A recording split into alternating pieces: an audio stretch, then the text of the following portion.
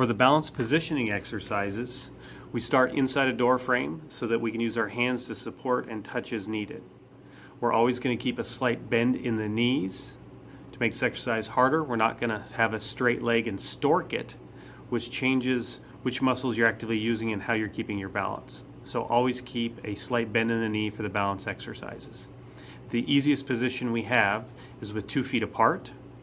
We can make this a little bit harder by putting 2 feet closer together.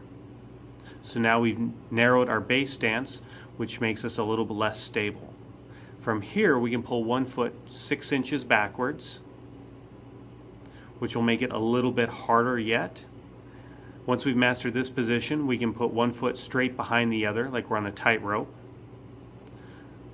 Now we're even more unstable than the prior positions. From here, once we're nice and steady, we can keep 1 foot flat on the ground and just the toe of the other foot.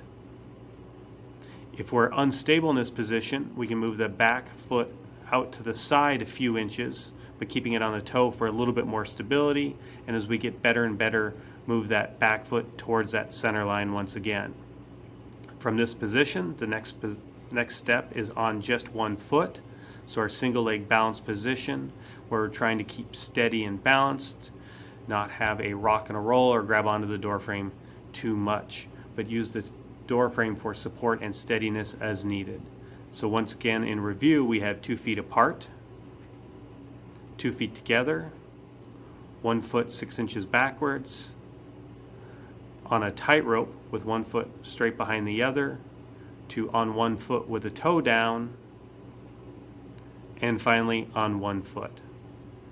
Trying to maintain balance and positioning, shooting for 30 seconds to then 60, and ideally up to 2 minutes. Work and keep practicing.